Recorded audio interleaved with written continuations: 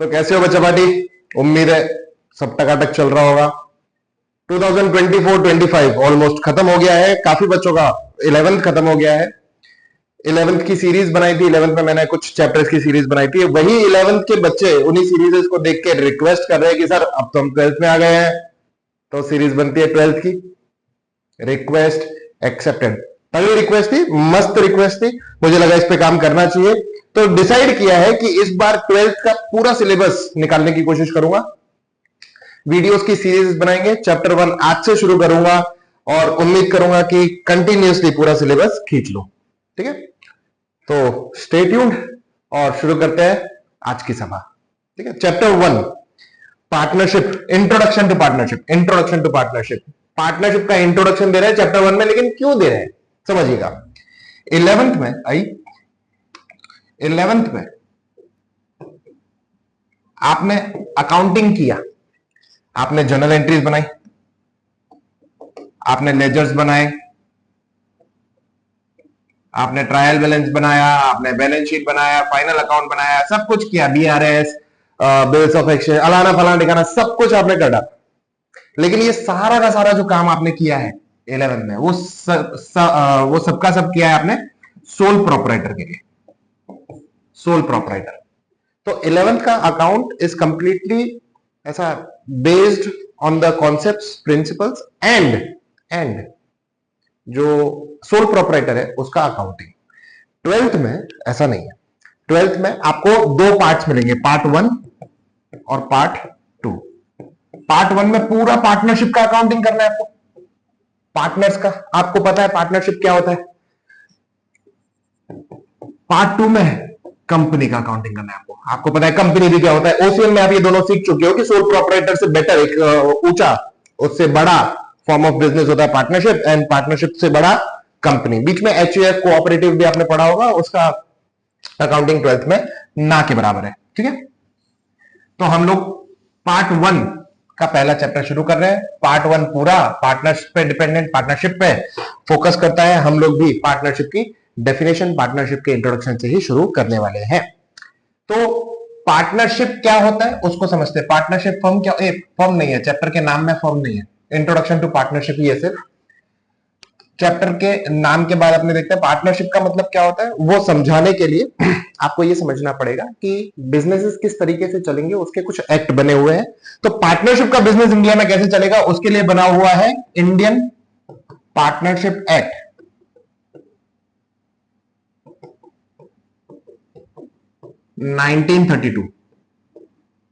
अब इस एक्ट में ऐसा बोला गया है कि पार्टनरशिप क्या है। कुछ शायद सेक्शन 4 है, सेक्शन 4 में लिखा हुआ है कि पार्टनरशिप क्या है।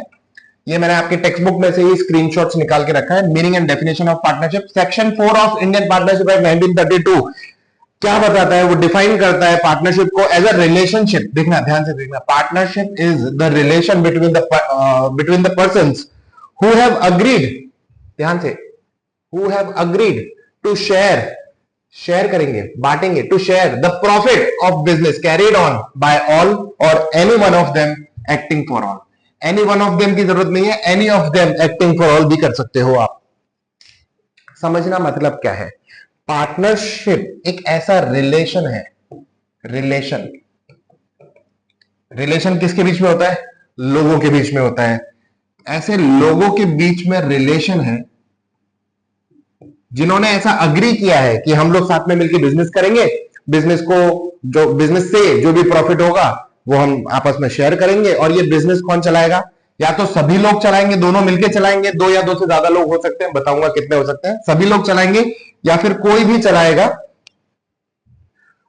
ऑन बिहाफ ऑफ ऑल, मतलब सबके बिहाफ पे कोई भी चलाएगा। ठीक है, इसको और डिटेल में पढ़ने के लिए पहले हमें समझना होगा तीन चीजों का मतलब।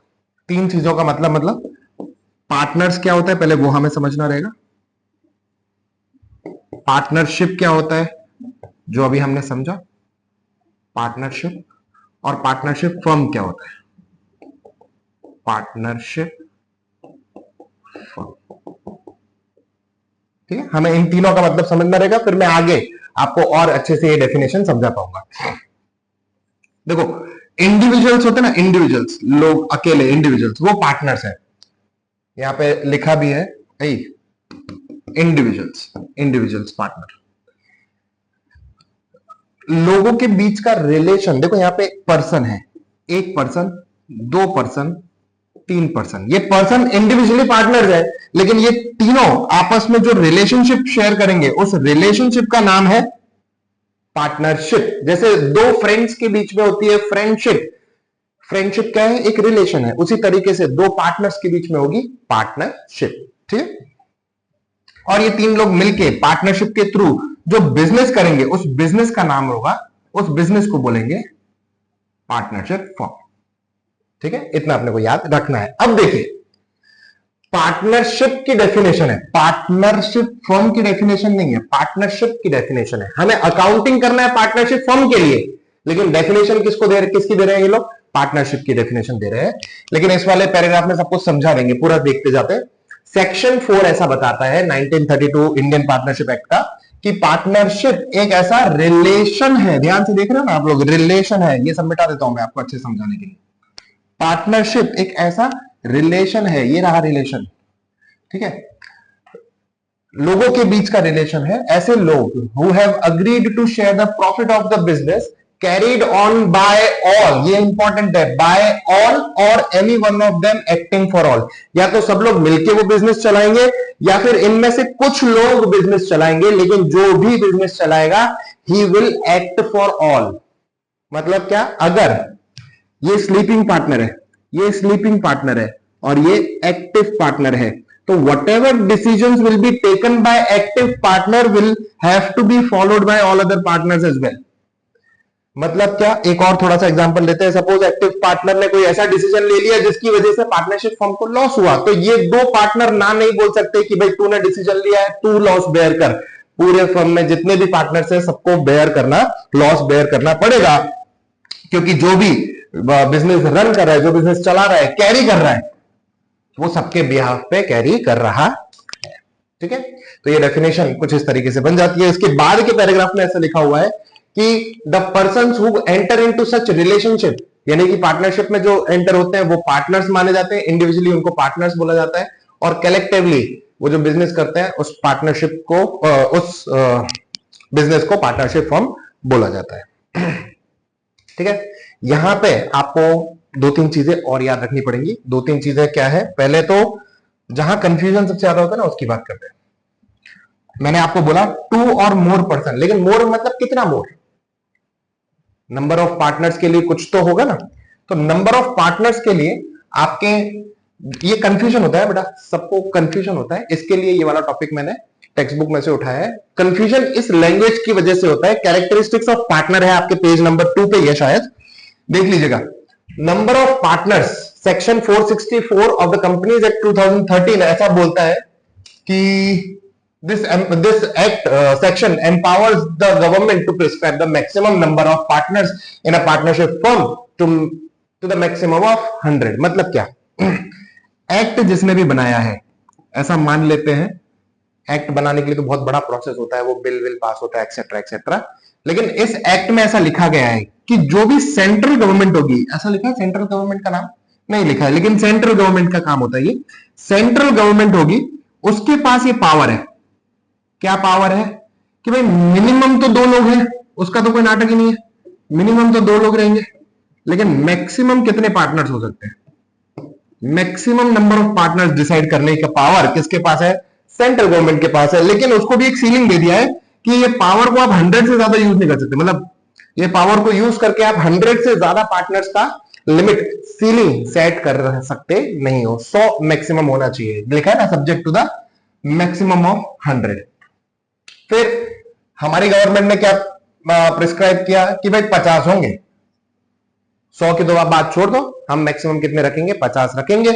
मतलब बॉटम लाइन क्या है कि मिनिमम 2 और मैक्सिमम 50, बस इतना याद रखना है। अगर एक मार्क में क्वेश्चन पूछ लिया, क्या क्वेश्चन पूछ लिया कि how what is the maximum number of partners can be, तो आपको लिखना है 50, बात खत्म। ठीक है, अब ध्यान से सुनिएगा, एक और वन वर्ड में एक और क्वेश्चन आ जाता है, वो कुछ ऐसा होता है कि वन वर्ड हो जाता है या फिर एमसीक्यू में आ जाता है ना, वो आपके टेक्स्ट बुक में भी एमसीक्यू होगा। सपोज पार्टनर्स हैं, आपने देखा था they are acting for all. Acting for all का मतलब क्या हो गया? अगर कोई एक बंदा एक्टिव है तो वो सबके बिहाफ पे काम कर रहा है, इसीलिए इसको एक एजेंट माना जाएगा। एजेंट का मतलब दलाल नहीं होता बेटा मतलब दलाल होता है, ऐसा नहीं होता, लेकिन ये कोई खराब वर्ड नहीं है। एजेंट का मतलब होता है someone who represent someone else. ठीक है, किसी प्रिंसिपल को वो रिप्रेजेंट कर रहा है, उसे एजेंट बोलते हैं। तो ये बंदा जो है ना, वो बाकी सबको रिप्रेजेंट कर रहा है, इसीलिए a partner is agent of other partners. ये वाला बंदा जब रिप्रेजेंट करेगा तो वो बाकी सबको रिप्रेजेंट करेगा। Partner is an agent of other partners. Same goes for this, partner is an agent of other partners. Same goes for this person. यानी कि all partners are individually agents of other partners. ठीक है, ये वाला question भी important है। अच्छा, मैं ये इंपॉर्टेंट क्वेश्चन की बात कर रहा हूं, तो मैंने ना यहां पे कुछ लिखा हुआ था, देखिए दिखेगा, ध्यान से देखिएगा। इस चैप्टर में से कुछ क्वेश्चंस आते हैं तो 3 मार्क का एक क्वेश्चन आता है, क्वेश्चन नंबर 31 होता है बोर्ड्स में। क्वेश्चन नंबर 31, ये भी मैं आपको बता रहा हूं कौन सा क्वेश्चन होता है। क्वेश्चन नंबर 31 होता है, इस चैप्टर में से ही आता है। 3 मार्क का क्वेश्चन आता है, प्रैक्टिकल क्वेश्चन होते हैं जो कि अगले वीडियोस में आएंगे, लेकिन इसके अलावा कुछ एमसीक्यूज और वेरी शॉर्ट आंसर्स भी इसमें से आते हैं। एक वेरी शॉर्ट आंसर और 2 एमसीक्यूज का ऑलमोस्ट मुझे याद है, या फिर एक एमसीक्यू। इन शॉर्ट 2 या 3 मार्क की थियरी रहेगी, उसके लिए आपको छोटा छोटा, वो भी 1 वर्ड और एमसीक्यूज वाला, उसके लिए आपको तैयारी करनी है। 3 मार्क में ज्यादातर प्रैक्टिकल क्वेश्चन ही आते हैं, लेकिन कई बार ऐसा आ जाता है कि एक क्वेश्चन है जो मैं अभी आगे डिस्कस करूंगा इसी वीडियो में, वो भी थियरी का क्वेश्चन आ जाता है। ठीक है, वो इसमें ही डिस्कस करेंगे, लेकिन उससे पहले हमें जो डिस्कस करना है वो है पार्टनरशिप डीड। ये भी 11th में आप सीख चुके हो कि पार्टनरशिप डीड क्या होता है। एक सेंटेंस बोलता हूं, partnership comes into existence because of an agreement, due to agreement. Agreement की वजह से पार्टनरशिप एग्जिस्टेंस में आती है। अभी एग्रीमेंट क्या है? एग्रीमेंट यानी कि 2 लोग किसी एक चीज के लिए एग्री होते हैं, वो एग्रीमेंट होता है। That agreement can be either oral और रिटन। एग्रीमेंट कैसा हो सकता है? एग्रीमेंट ओरल भी हो सकता है। ओरल एग्रीमेंट मतलब जहां पे बोल के एग्री कर लिया, चल भाई घूमने चलेगा, दूसरा भाई बोलता है हाँ चलेंगे, ओरल एग्रीमेंट हो गया। ठीक है, एंड दूसरा एग्रीमेंट कैसा होता है? Written agreement. रिटन एग्रीमेंट, अगर पार्टनर्स के बीच में रिटन एग्रीमेंट होता है ना, उसी को पार्टनरशिप डीड बोलते हैं। पार्टनर्स के बीच में रिटन एग्रीमेंट को पार्टनरशिप डीड बोलते हैं। एक और क्वेश्चन आपका रेडी है, what is partnership deed? Written agreement between partners is known as partnership deed. ठीक है, अब ये डीड में क्या है ना कि सुप्रीम सुप्रीम का मतलब क्या? सबसे ऊपर सुप्रीम डॉक्यूमेंट है। सुप्रीम डॉक्यूमेंट किसके लिए? पार्टनरशिप फर्म के लिए। पार्टनरशिप फर्म अगर चलेगी तो पार्टनरशिप डीड की वजह से चलेगी। पार्टनरशिप डीड में जो लिख दिया है वही पार्टनरशिप फर्म में होगा। अगर पार्टनरशिप डीड नहीं है, ओरल एग्रीमेंट से अगर पार्टनरशिप हो रहा है वो भी लीगल है, घबराना नहीं। अगर ओरल एग्रीमेंट के बेस पे पार्टनरशिप चल रही है, फर्म चल रही है, बिजनेस चल रहा है, तो भी लीगल फर्म है, लीगल बिजनेस है, उसका कोई तकलीफ नहीं है। लेकिन गवर्नमेंट भी बोलती है कि रिटन पार्टनरशिप डीड रखिए, वो एडवाइजेबल है। Written partnership deed is like a constitution, business का कॉन्स्टिट्यूशन जैसा है। तो सारा का सारा बिजनेस किस तरीके से चलेगा? पार्टनरशिप डीड के हिसाब से चलेगा। इसीलिए मैं बोलता हूं partnership deed is the supreme document. Partnership deed में जो लिख दिया है वही काम होगा। अब आपके दिमाग में एक डाउट आना चाहिए कि सर अगर पार्टनरशिप डीड में जो लिख दिया वही होगा तो एक्ट की क्या जरूरत है? क्योंकि ये तो सुप्रीम है। एक्ट में कुछ लिखा है, डीड में कुछ और लिखा है, तो बात किसकी मानी जाएगी? डीड की बात मानी जाएगी, बिकॉज पार्टनर है अग्रीड टू इट। ठीक है, तो एक्ट की जरूरत कहां पड़ेगी वो मैं आपको बताता हूं। एक्ट की जरूरत पड़ेगी ऐसी जगह पे जहां पे डीड साइलेंट है। मतलब क्या? कुछ ऐसे सिचुएशंस आएंगे जहां पे डीड में जिसके बारे में कुछ लिखा हुआ नहीं है, या फिर डीड है ही नहीं, ओरल एग्रीमेंट है, तो ऐसे बिजनेसेस में पार्टनरशिप एक्ट के हिसाब से डिस्प्यूट सॉल्व किए जाते हैं, डिसीजंस लिए जाते हैं। ठीक है, अब ऐसे कुछ 7-8 पॉइंट है, वो मैं आपको समझाना चाहता हूं। 7 पॉइंट्स है, ये भी आपके टेक्स्ट बुक में दिए हुए हैं, और एमसीक्यू ये 3 मार्क के क्वेश्चन में अगर कोई थियरी आ सकती है तो वो यही आ सकती है। इस चैप्टर में देखो आज तक पूछा नहीं गया, इसका मतलब ये नहीं कि आगे भी नहीं पूछा जाएगा, हो सकता है, ठीक है। इसीलिए अगर 3 मार्क में थियरी आ सकती है तो वो यही आ सकती है। क्या क्या है ध्यान से देखिएगा। अच्छा, ये कब एप्लीकेबल है पहले वो देखते हैं। व्हेन, हेडिंग डाल दीजिएगा, डीड इज एब्सेंट और साइलेंट। दोनों का मतलब क्या है? एब्सेंट का मतलब डीड है ही नहीं, और साइलेंट का मतलब डीड तो है लेकिन इस बारे में कुछ नहीं लिखा है ना। डीड है लेकिन इस बारे में कुछ बोल नहीं रही, कुछ कोई प्रोविजन मेंटेन नहीं किया है। फॉर एग्जांपल देखो, पहला पॉइंट क्या लिखा हुआ है, ऐसा लिखा है, each partner contributes capital in the firm by mutual agreement, there is no restriction in the act in this regard, it is not mandatory to bring a capital for each partner. हम लोगों के दिमाग में एक misconception है कि जो जितना कैपिटल लाएगा उसको उतना ही प्रॉफिट मिलेगा, अगर आप कैपिटल नहीं ला रहे तो आप हमारे पार्टनर नहीं हो। गलत है। देयर आर नो रिस्ट्रिक्शंस, कोई रिस्ट्रिक्शन नहीं है पार्टनरशिप में। अगर कोई, मैं अपने पापा की बात बताता हूं, शुरुआत में जब मेरे पापा बिजनेस में एंटर हुए थे, पार्टनरशिप में एंटर हुए थे, he did not invest much, ज्यादा इन्वेस्ट नहीं किया था, शायद नहीं किया था, मुझे याद नहीं है। मेरे पापा ये वीडियो देखेंगे मारेंगे मेरे को, लेकिन बिना इन्वेस्टमेंट के my father came into a partnership firm, ठीक है। तो ऐसा पॉसिबल है, कोई रिस्ट्रिक्शन नहीं है, जो जितना चाहे उतना कैपिटल लगा सकता है। बस एक ही कंडीशन है, सारे पार्टनर्स, बाकी के सारे पार्टनर्स एग्री होने चाहिए, ठीक है। डन। दूसरा, interest on capital of partner can not be paid. अगर डीड में लिखा है पे करना है तो करना है, लेकिन अगर डीड में इसके बारे में कुछ नहीं लिखा है, साइलेंट है डीड, तो कोई भी इंटरेस्ट पे किया जाएगा नहीं। Same goes for interest on drawing. देखिए सेकंड के बाद मैं फोर्थ पर आ गया हूं सीधा। Same goes for interest on drawing. Partners को कैपिटल पे इंटरेस्ट देना नहीं है और पार्टनर से ड्राइंग्स पे इंटरेस्ट लेना नहीं है। डीड में लिखा है तो लेना है, डीड में नहीं लिखा है तब की बात बता रहा हूं। डीड में नहीं लिखा है तो ये 7 पॉइंट्स हैं। कैपिटल पे इंटरेस्ट देना नहीं है, ड्राइंग्स पे इंटरेस्ट लेना नहीं है। डन। आगे थर्ड पॉइंट ले लेते हैं। प्रॉफिट शेयरिंग डिस्ट्रीब्यूशन कैसा रहेगा? इक्वल रहेगा। 3 पार्टनर है तो 1:1:1, 4 पार्टनर है तो 1:1:1:1, 5 पार्टनर है, गोज ऑन, ठीक है, इक्वल प्रोपोर्शन रहेगा। Fifth point, salary, bonus, commission, remuneration, ये पार्टनर्स को देना नहीं है। पार्टनर्स कई बार ऐसा डिमांड करेंगे, सपोज मैं और एक और बंदा है, ये रहा कितना प्यारा बंदा है, हम 2 पार्टनर्स हैं, मैं स्लीपिंग पार्टनर हूं, ये एक्टिव पार्टनर है, कैपिटल बराबर लगाया है, प्रॉफिट शेयरिंग सब कुछ बराबर है, लेकिन हमने ये डिसाइड नहीं किया कि इसको कुछ एक्स्ट्रा पैसा देना है क्या, नहीं डिसाइड किया, पार्टनरशिप डीड में लिखा हुआ नहीं है, तो एक्ट पे आ जाएंगे। भाई एक्स्ट्रा पैसा क्यों? क्योंकि ये बंदा क्या कर रहा है, डिमांड कर रहा है कि भाई मैं मैनेजमेंट कर रहा हूं ज्यादा कंट्रीब्यूट कर रहा हूं, तो भाई मुझे ज्यादा पैसा चाहिए, थोड़ा सैलरी वगैरह दे दो, बोनस दे दो, कुछ तो दो। मैं बोल रहा हूं नहीं, नहीं मिलेगा। क्यों बोल रहा हूं मैं? क्योंकि मेरे को पता है अगर डीड में नहीं लिखा है तो एक्ट को फॉलो करना पड़ेगा, और एक्ट बोलता है कि किसी भी पार्टनर को कोई सैलरी, बोनस, कमीशन या रेम्यूनरेशन नहीं मिलना चाहिए। बात खत्म, नहीं मिलेगा, ठीक है। इसलिए बोला जाता है कि भाई पार्टनरशिप डीड जरूर बना लो, वो भी रिटर्न में बना लो। कुछ सालों बाद आप भी बिजनेस करने वाले हो सकता है कोई पार्टनरशिप करे, रिटर्न एग्रीमेंट जरूर रखिएगा। आगे देखते हैं। ये सबसे इंपॉर्टेंट पॉइंट होने वाला है आपकी लाइफ का, सबसे इंपॉर्टेंट पॉइंट।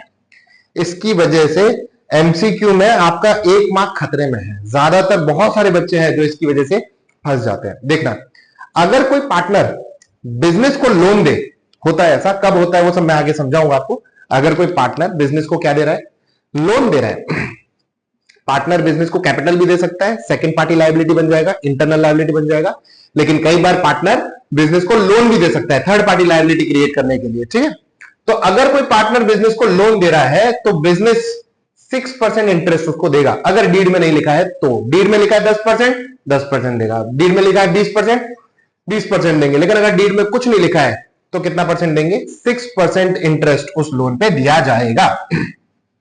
तो याद रखना, 3 इंटरेस्ट की बात हुई है। Interest on capital, interest on capital 0, interest on drawings 0, लेकिन interest on loan by partner, partner ने हमको जो लोन दिया उस पे interest 6% per annum. Seventh seventh की बात करते हैं। सेवंथ क्या बोल रहे हैं कि in case of any reasonable expense in case of any reasonable expense incurred by the partners for the firm, the partner has the right to reimburse it. जब भी कोई पार्टनर फर्म के लिए कोई रीजनेबल एक्सपेंस अपनी जेब से कर देता है तो उस पार्टनर का हक है कि फर्म से उसको वो पैसा मिलेगा। ठीक है, रीइंबर्स होगा, कॉम्पनसेट होगा। इसका ज्यादा काम नहीं आएगा आपको, इसके लिए मैं ज्यादा इसको खींचने वाला नहीं हूं। ठीक है, तो मेरे ख्याल से इतना ही इंट्रोडक्शन जरूरी है, इतना इंट्रोडक्शन काफी है इस चैप्टर 1 के लिए। अब जो मेन चीज है वो है इसके प्रैक्टिकल क्वेश्चंस। देखो, चैप्टर जब आप खोल के देखोगे ना, आपको बहुत सारी चीजें मिलेंगी। क्या क्या मिल सकता है आपको पार्टनरशिप के लिए? Profit and loss appropriation account मिलेगा, कैपिटल अकाउंट मिलेगा, कैपिटल के टाइप्स मिलेंगे, एक्सेट्रा एक्सेट्रा, बहुत सारी चीजें मिलेंगी। लेकिन मैं आने वाले चैप्टर्स में उसको कवर कर दूंगा, इसके लिए मुझे उसका टेंशन नहीं है। आपको भी टेंशन नहीं लेना है। मैं आपको यहां पे सिर्फ उतनी ही बातें समझाऊंगा, कॉन्सेप्ट से समझाऊंगा जो आपके बोर्ड्स के लिए जरूरी है। ठीक है, वीडियो में ज्यादा टाइम पास कर सकते नहीं है इसके लिए। ठीक है, चलिए तो आज की सभा समाप्त कर देते भाई। इसके अलावा मेरे पास कुछ नहीं है इंट्रोडक्शन में। आज की सभा समाप्त करते हैं। इसके बाद के जो वीडियोस बनाऊंगा उसमें सारे प्रैक्टिकल क्वेश्चंस, ऐसे प्रैक्टिकल क्वेश्चंस जो 3 मार्क्स के लिए इंपॉर्टेंट है, उन क्वेश्चंस को कवर कर लेंगे। ठीक है, तो मिलते हैं अगली क्लास में। तब तक के लिए दफा हो जाइए।